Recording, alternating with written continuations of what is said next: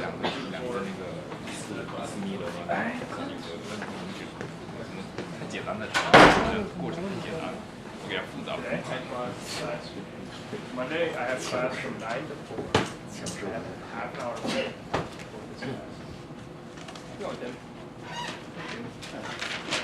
That looks like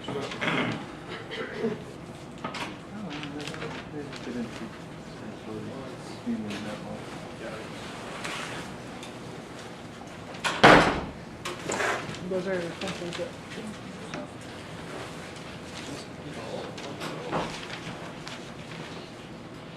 so you have -1 That's something to be called.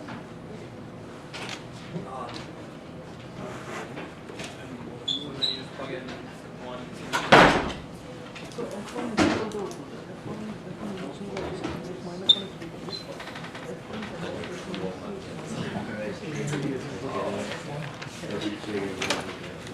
then you don't another trigonometric outcome. It will be 3y into cosine 2%. How will you do it?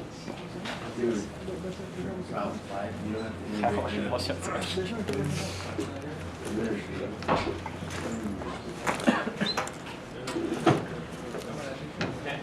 Hello, everybody. Good afternoon. My name is Moshalo Karakur.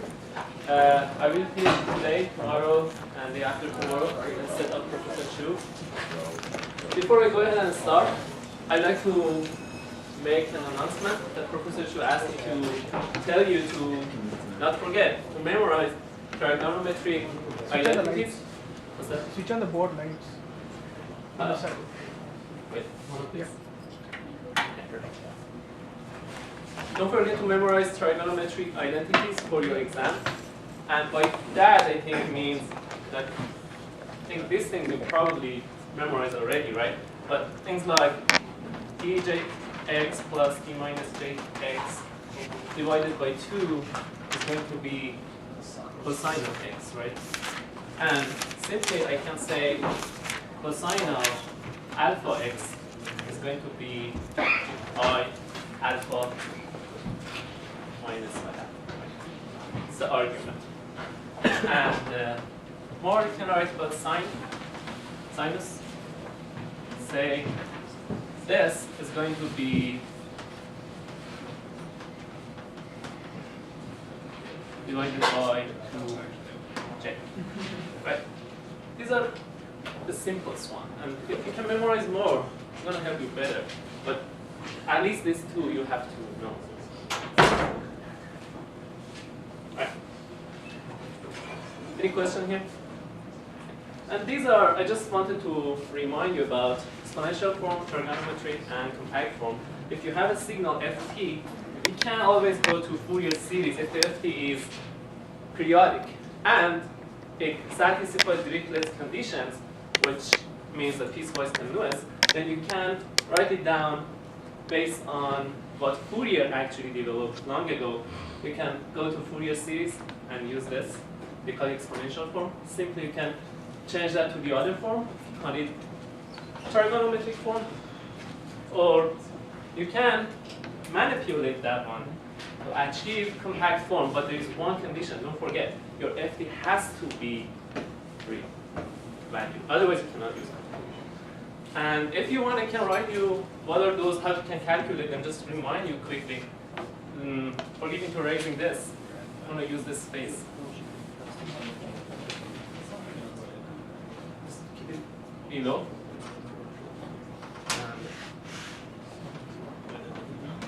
Any questions now? Yeah.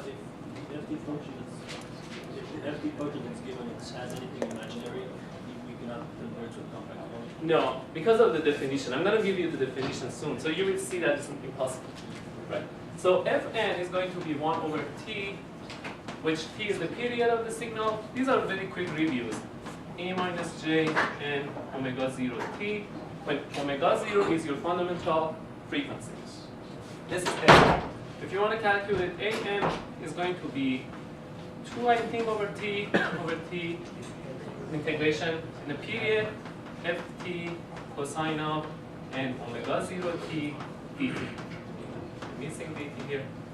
Okay, and dn is going to be 2 over t ft sine n omega 0 t dt integration over 1t. Let me check that I'm not missing anything here. Okay, it looks okay. So these two, this is going here, the other one is going here. And for this case, just use this space and say Cn is going to be 2 times absolute value of f. See, the absolute value? So there is no way, if the Cn is going to be real, there is no way for you to create an imaginary function out of this function, right? It's impossible. That's why we cannot. And theta n is going to be phase of your C. Okay? These are important. And I believe you already memorized these things and you know how to derive. So let's move on to what I'm going to talk today about is section 362, which is going to talk about average power and Parseval's theory.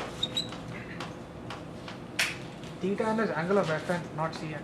What's that? It's angle of Fn, right? Yeah. Thank you. I have a question. Yeah. Can you use the formula to compute the Fourier coefficients of sine function? Of Sine or cosine function? cosine? Yeah, this, I mean, any of this formula? Yeah. Like this one? Yeah. Yeah. If you have a cosine, I can just use this space and erase it. If you have a cosine of omega t, you can integrate over a period, let's say omega 0 t for now, just to have that period, corresponding period as t0. If you do this integration over t and p j omega 0 t dt, negative sign, okay? We have to do this to come up with fn's, right?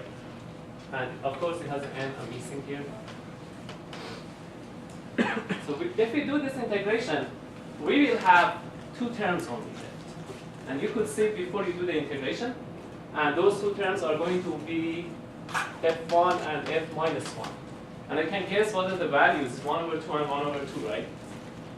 Before I calculate. Why? Because the cosine of omega 0 t can be written as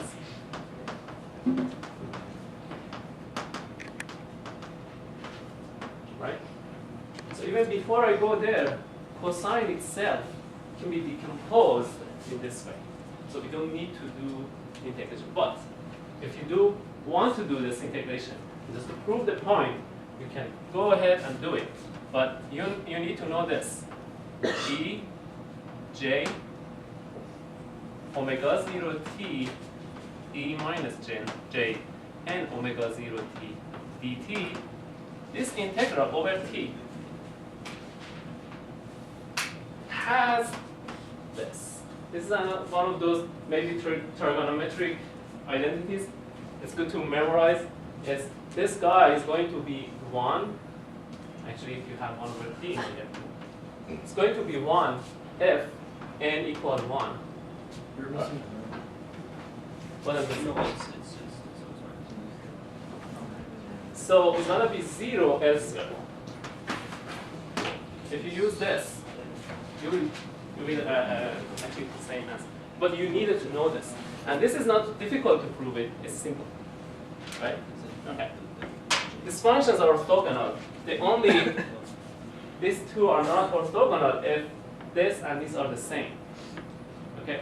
I mean, this is minus and this is positive. Otherwise, they're going to be orthogonal, and you're not going to get much from that. You're not going to get so much out of it. It's 0. Okay.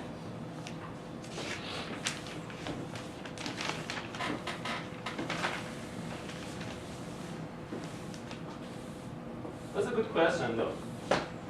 because I guess we should be able to do it just by decomposing it to exponentials or by the integration. And if you do it, you will see that the answer is the same. If you bother yourself and do the integration, So we don't have to do first. for this case, no, because cosine itself can be decomposed, can be written based on exponentials, and you know the answer before you integrate. All right. So to talk about power, let me quickly define. Let's say I have ft is my function, right? It's a periodic function, signal actually, from now on. Okay? But when you say signal, there is not any physical concept attached to signal, unless you give it a dimension. By dimension, I mean, you should say it's voltage, it's current, it's field. What is it really, right? Signal doesn't have any physical meaning unless you assign a unit, a dimension to it, right? So by signal, here I mean voltage and current, or current actually. So voltage or current. As soon as I mention one of these, you know it, it's physical, you can measure. If we have a periodic signal which we can measure in lab, and it's called Ft, okay? Then if we apply that to a 1 ohm resistor,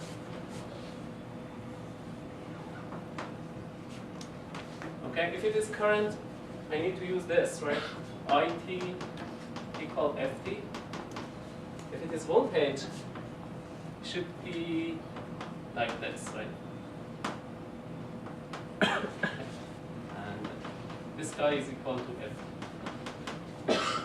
Then, based on the definition, we can say if you apply any voltage to 1 ohm resistor, Ohmic law says that the power dissipated. I don't like to use the word P. I'm reserving this word for future. I'm just going to call it instantaneous power. Instantaneous power is going to be what? For this case, it's going to be Ri2, right? For this case, R, which is 1, I squared, right? So it's going to be IT, which I is F squared. And since F can be, in theory, can be complex number, we have to use absolute value. So this is what instantaneous power means. So if you measure the instantaneous power, sometimes the instantaneous power is going to be 0 because your Ft, let's go with the simplest case, can be a sinus, right? Right? Sinus. So if you measure it at time equals 0, your instantaneous power is going to be 0. And if you measure it at this time, t over 4, your instantaneous power is going to be maximum. So anytime I ask somebody to do measurement, that person is going to come up with different number based on time, right?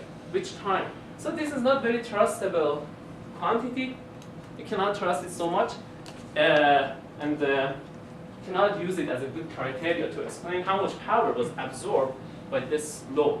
So that's why I need to define a better, find a better way to explain the power dissipated or absorbed by load.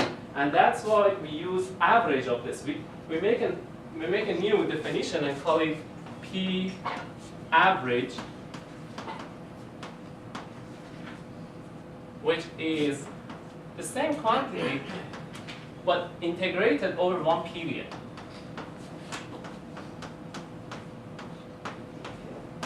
So now if you look at any electrical device, you see that it says 20 watts, 10 watts. This light, for instance, I don't know, 15 maybe watts or something like that. So that is here, not this guy. This guy can be 0, can be 1, can be 2, but this, over time, but this guy is no longer time dependent, it's time independent. And we like to use a quantity which is time independent. So I give you an example. If I ask you to go to the street and look at one of those intersections and count the number of cars that pass that intersection, to come up with a good statistic about traffic in the road, it's the street. So if you just walk now and count, you can count, like, say, 5 cars passed in 5 minutes. And then if I ask somebody else 1 hour later, in traffic peak hours later, that person may come up with different number, right? Because the number of cars may change. So that's not a good criteria if I just reported what I saw right now and without paying attention to this fact that time is playing a very important role in this measurement, in this observation. So what is good to do is to observe at period of times and then take an average and report that as a traffic I can see in this period. In 1 hour, instead of doing one measurement in 1 hour and just reporting it, I can do different measurements. This is 0, for instance, this is 1 hour, right? Every 10 minutes I can do measurements and number of cars can be changing, and then I do an average, like what I did in here. This quantity is more trustable. It shows better. Okay. So we define the average, and now I'm going to tell you what Parseval's theory is and what is this guy is going to do with our work in this class today. I mean, how much I'm going to change this. Okay. So what actually Parseval did, he said that sometimes it's very difficult. If you have a function in time domain, you always can do this. This is what you can do in time domain. That's kind of general rule. You always can integrate over time and calculate power. But however, sometimes the function in time domain is very difficult to integrate. So Parseval said that the power, the average power, we call it average for now. Just I'm sorry. Instead of doing this,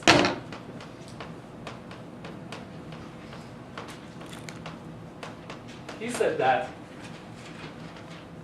we can use this.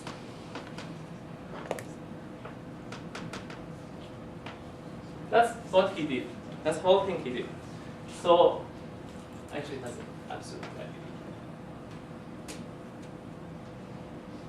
So this is Parseval's work.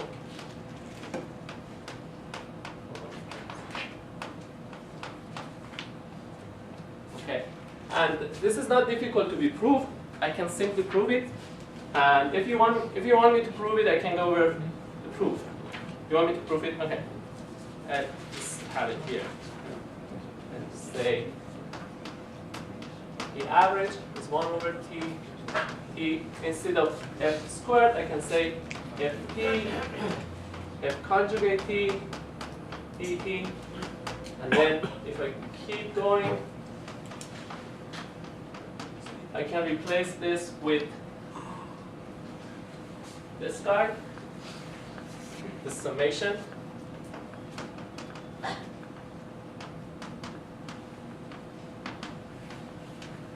And apply the conjugate. This guy is going to be conjugate. The other term is going to have negative sign. So dt. And then I can move this guy inside the integration. We always can do that with summation and integral. So it's going to be summation ft fn conjugate e minus j n omega 0 t dt.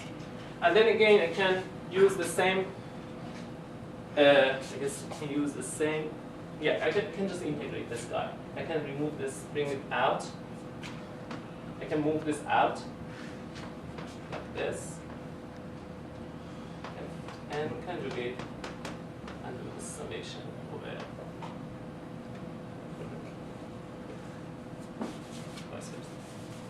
I need the sum here, okay, and then integral here. E minus j n omega 0. Can you read this? Can you read it? Okay. If not, I can write it down here again.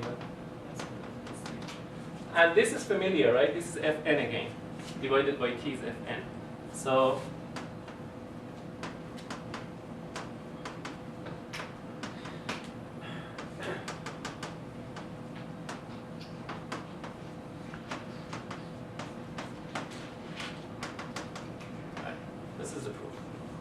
we arrive to that same thing.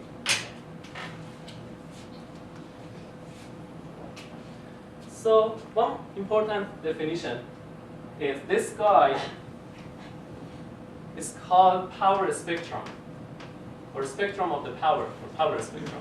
Let me see what, the power spectrum.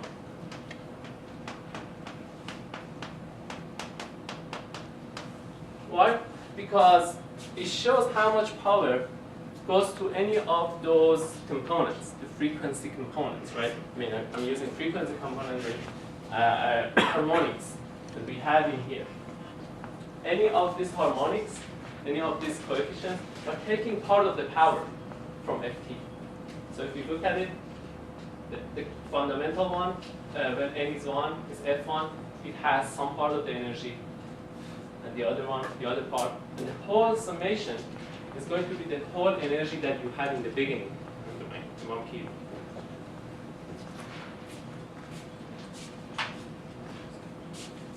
Any question here?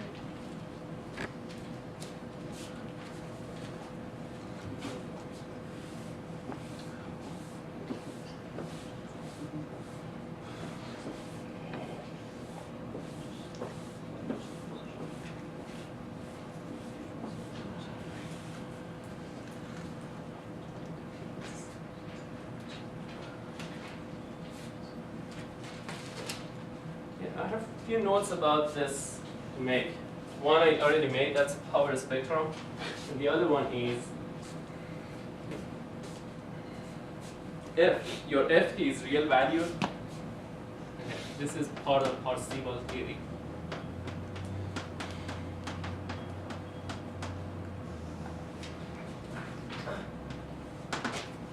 If your Ft is real, what we can say that F minus n is Fn conjugate, right? We can use this if the signal is real. And if we keep using this, we can, I mean, what I'm going to do is I'm going to introduce a compact form version of that. That is exponential form, right? I took exponential terms with Parseval's theory. Then I'm going to go to compact form and see how the Parseval's theory is going to look like if I write it down based on compact form coefficients. That's what I'm going to do. Okay? Compact form. Let's call this compact form. So if we use this, then we knew that Cn, I already erased, but it's we know Cn is 2 this, and it's going to be equal to this. Based on this, we can always. If we keep do the calculation for power, you can see it here, right?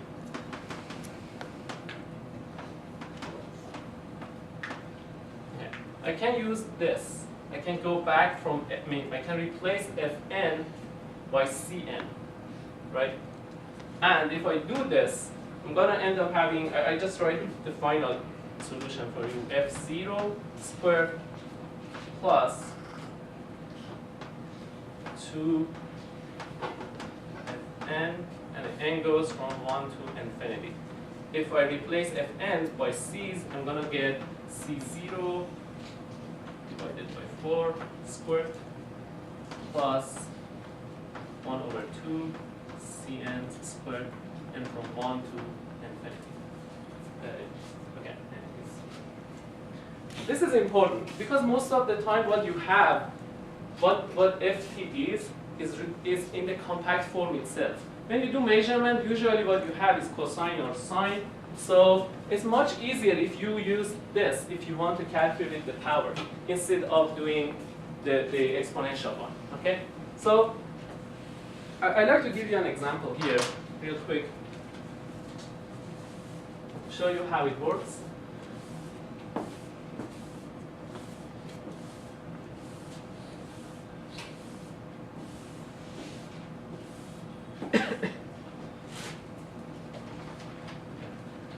Consider that Ft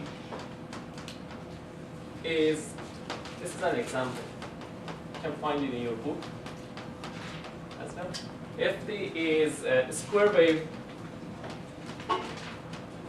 signal, which is shown in figure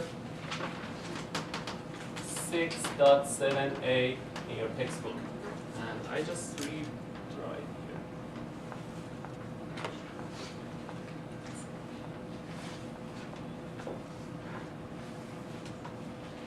It's a periodic signal. Yes, it's minus 2 plus 2. I think it's 6 and 12 minus 6. Minus 12. And previously, because in previous lectures, that was calculated that if P can be written in Fourier series like this, I just have the final answer here for you. But I believe you can find it in the book, and it was probably taught by Professor Chu that you can calculate to reach to this. Okay, and n is going to be 1 and only odds. Means that there is no even number here, and we know why, because this is an odd function. So keep this, and we're going to use this to do what? So what is the question now? We have the signal. The signal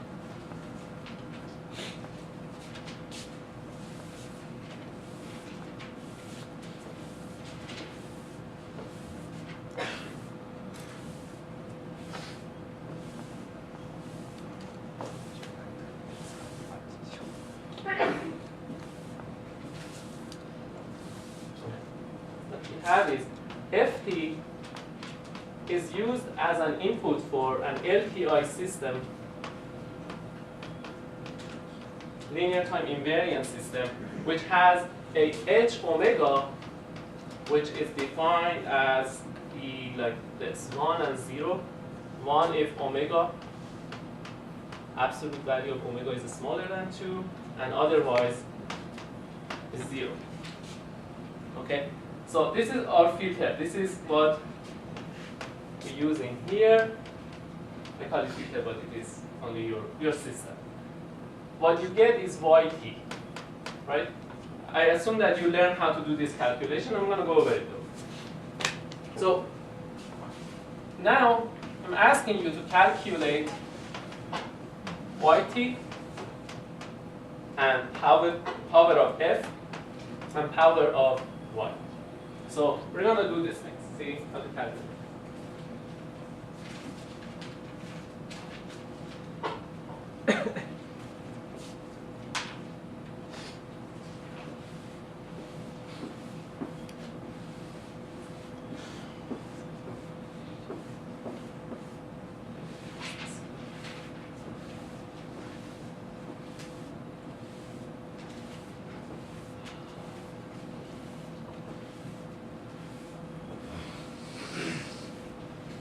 Any question so far?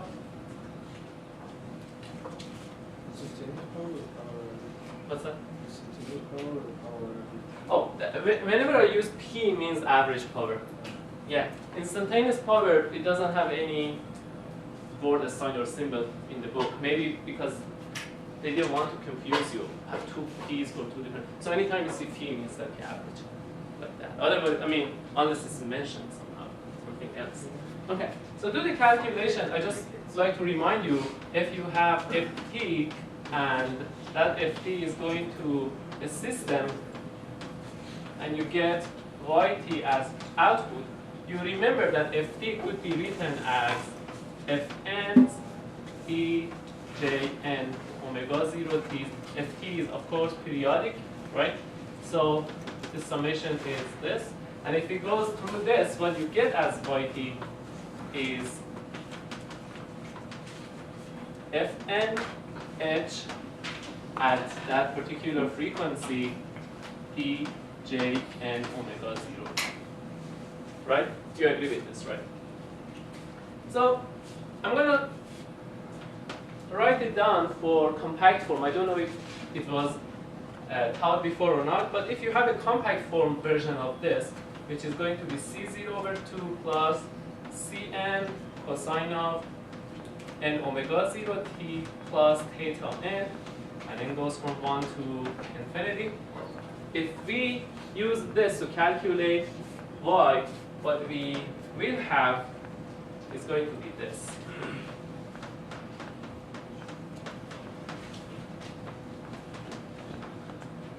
Infinity h n omega 0 cn cosine of n omega 0. This is much easier for us to work for now because ft is written in compact form, right? I have cn's.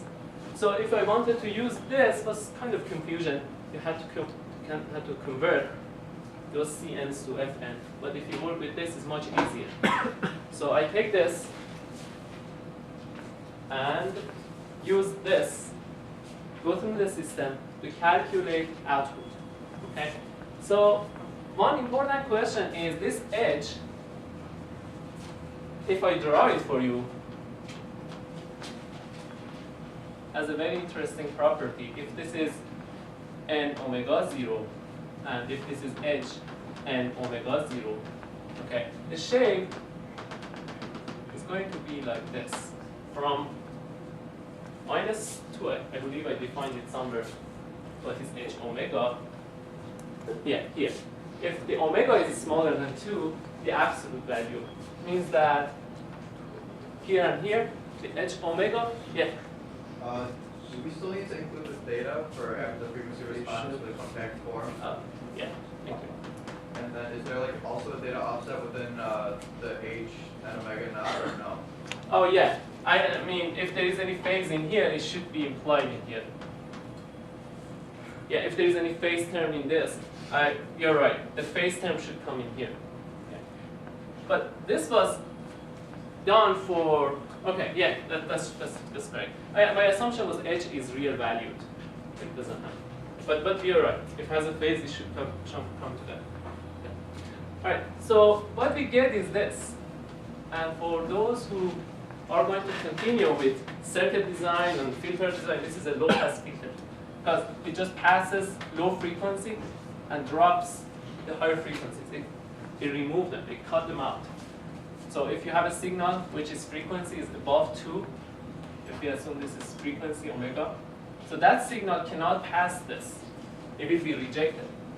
And if the frequency is lower than 2, the signal is going to pass. You use this a lot in your designs in future. Okay, so by 2, so I have to now figure it out because the omega is, okay, the h omega it has value if the omega is smaller than 2, right? So I replace omega with n omega 0, smaller than 2, and my omega 0 for this signal, my t is 12, right? The period is 12, so my omega 0 is going to be 2 pi over t, is going to be 2 pi over 12, is over pi over 6. That's my omega 0. Right. So I just need to replace that with this. If I put omega 0 as pi over 6, and smaller than 12 over pi. And 12 over pi is roughly 3, right? Okay, 3 point something. So n, for n's smaller than 3, the h is not 0, it's 1. For n's bigger than 3, h is going to block the signal. Signal cannot pass. So that's why I calculated this. So my only acceptable n's are 1 and maybe 3. I mean, in here it says 1 and 2. If we, I think this has a equal sign. I don't see my notes, but I assume it has. I will really figure it out. If it has a sign, so 3 can be included.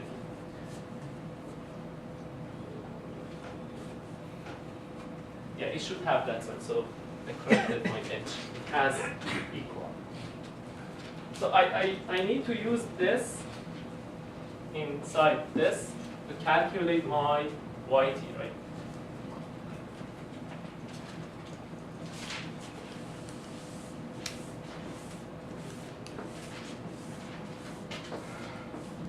Sorry, I'm going so back and forth because I'm trying to keep this for now, the shape. So what yt is going to be, and also I'm running out of time. So what yt is going to be is only first and 3, because if we look at this guy doesn't have the second because it's odds just, right? 1, 3, 5. So we take this and then combine with this. What we have is yt is going to be the summation over cn's cosine of n pi over 6t minus pi over 2. It's not difficult to reach to this, it's simple. And if we calculate this, it's going to be pi over 8 cosine of